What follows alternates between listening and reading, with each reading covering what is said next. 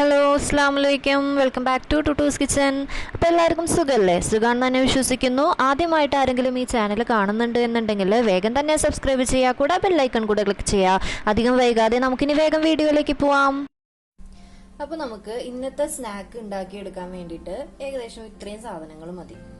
കുറച്ച് ഡേറ്റ്സ് ഉണ്ട്, കുറച്ച് കാഷ്നട്ട് ഉണ്ട്, കുറച്ച് മുന്തിരിയുണ്ട്.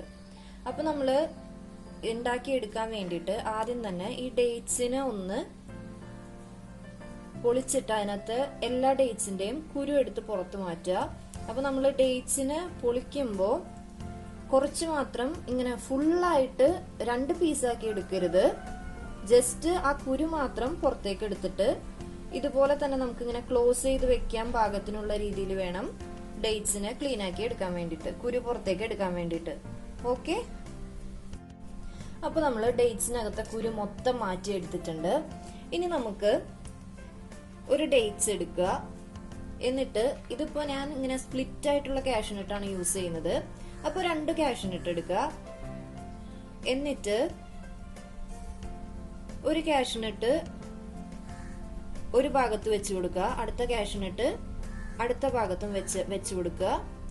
ദെൻ ഒരു മുന്തിരി എടുക്കുക, എന്നിട്ട് ഉള്ളിൽ ഫില്ല് ചെയ്യുക. എന്നിട്ട് ഇതൊന്ന് നല്ല പോലെ ക്ലോസ് ചെയ്യുക. അപ്പൊ ഇതാണ് നമ്മുടെ സ്നാക്ക് ഉണ്ടാക്കുന്നതിന്റെ ഈന്തപ്പഴത്തിന്റെ ഉള്ളിൽ വെക്കുന്ന ഫില്ലിംഗ് ആണത്.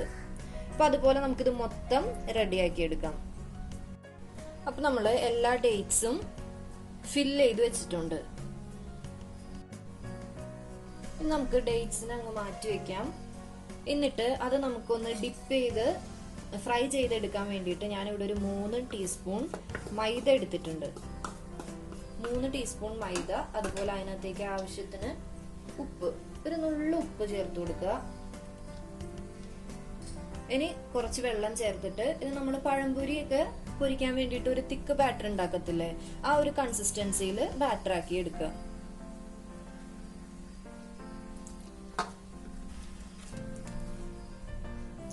അപ്പൊ നമ്മളൊരു തിക്ക് ബാറ്റർ ആക്കി മൈദേനെ എടുത്തിട്ടുണ്ട്. ഇപ്പൊ വേണമെന്നുണ്ടെങ്കിൽ ഒരു കുറച്ച് കളറിന് വേണ്ടിയിട്ട് ഒരു നുള്ളു മഞ്ഞൾപ്പൊടി വേണമെങ്കിൽ ചേർത്ത് കൊടുക്കാം ഇതിനകത്തേക്ക്.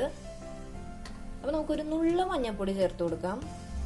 ഞാൻ ഇതിനകത്തേക്ക് ഒരു നുള്ളു മഞ്ഞൾപ്പൊടി, അധികം ഒന്നും ചേർക്കരുത് കേട്ടോ, ഒരു നുള്ളു മഞ്ഞൾപ്പൊടി, ജസ്റ്റ് ആ ഒരു കളറിന് വേണ്ടിയിട്ടാണ്.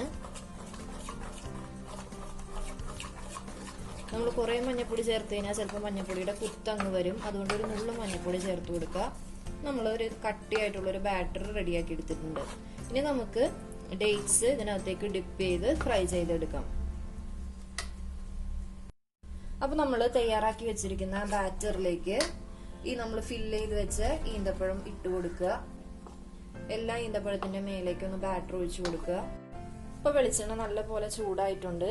ഇനി നമുക്ക് ഫ്രൈ ചെയ്തെടുക്കാം.